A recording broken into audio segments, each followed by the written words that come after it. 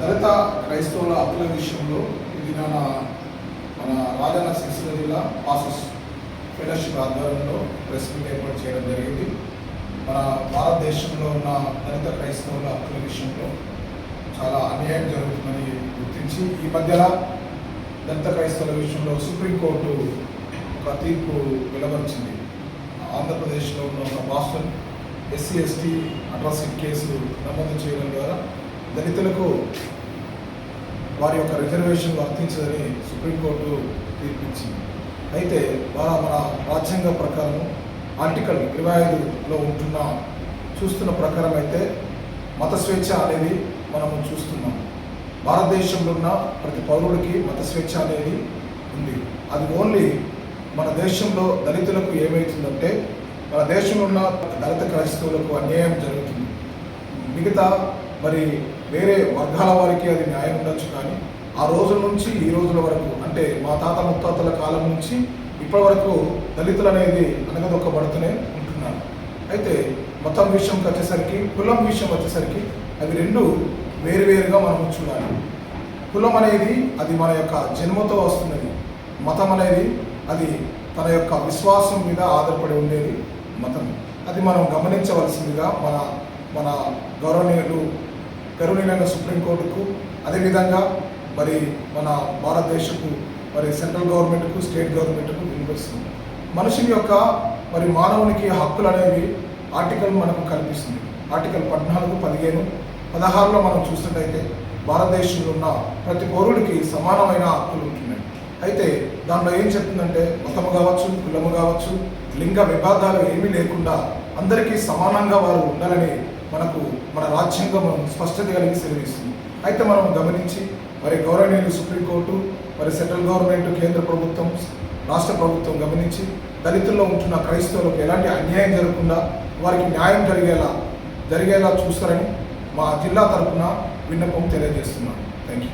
Supreme court దళితుల క్రైస్తవుల విషయంలో ఇచ్చినటువంటి తీర్పు విషయంలో ఆర్టికల్ 20 ప్రకారంగా క్రైస్తవులకు మత స్వేచ్ఛ అనేది ఈ లోకంలో భారతదేశంలో ఎక్కడైనా ఎవరైనా ఏ మతాన్ని స్వీకరించే హక్కు, జీవించే హక్కు ప్రతి వారికి ఉన్నది. దాన్ని దృష్టిలో పెట్టుకొని దాని విషయంలో కూడా ఆలోచించి మా క్రైస్తవుల పట్ల మీరు ఇచ్చిన తీర్పు ఎంతగానో అది బాధిస్తుంది. దాని విషయంలో మీరు ఆలోచన చేయవలసిందిగా మేము మాట్లాడుతున్నాం. ఈ రాజన్న సిరిసిల్ల జిల్లా నుంచి పాస్టర్లు అందరం కలిసి మతం అనేది మధ్యలోనే వచ్చింది, కులవడే పుట్టుకతోనే ఉన్నది. మతం అనేది ఈరోజు హిందూగా ఉన్నవారు క్రైస్తవులు మారచ్చు, క్రైస్తవులు ఉన్నవారు హిందూగా మారచ్చు, ముస్లింగా ఉన్నవారు వాళ్ళు హిందూగా మారచ్చు, క్రైస్తవులు మారచ్చు. అంటే మతం అనేది అది మనసుకు సంబంధించింది కాబట్టి ఈరోజు హిందూగా, రేపు ముస్లింగా, క్రైస్తవులు ఎప్పుడు ఏ విధంగా మారుతారని తెలియదు.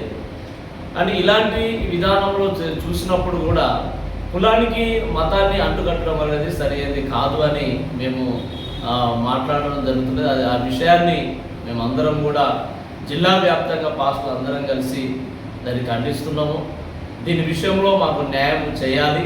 ఎందుకంటే ఎస్సీలు ఉన్నారు, ఎస్టీలు ఉన్నారు, బీసీలు ఉన్నారు. కేవలము దళితుల మీదనే ఈ వివక్ష ఎందుకు చూపుతున్నారు? ఆ క్రైస్తవుల దాంట్లో అనేక మంది ఉన్నారు కదా.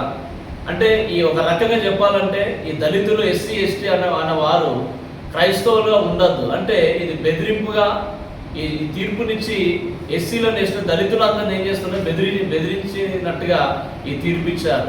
ఎందుకంటే వారు మతం అనే స్వేచ్ఛ అనేది భారతదేశంలో లేకుండా వెళ్ళింది. లౌకికమైన రాజ్యంలో మత స్వేచ్ఛ ఉన్నప్పుడు అందరి కులాలు సమానంగానే ఉండాలి, లేదా కులాలని తీసివేయాలి, లేదా ఈ మతం అనేది మారుతున్నది కానీ కులం మారదు. కాబట్టి ఆ క్రైస్తవులందరికీ ఎవరి కులంలో ఉన్నారో ఆ కులాన్ని అదేవిధంగా గుర్తించవలసిందిగా కేంద్ర ప్రభుత్వాన్ని, రాష్ట్ర ప్రభుత్వాన్ని కోరడం జరుగుతుంది. కాబట్టి జిల్లా అందరిగా మేము మాట్లాడుతున్నాం.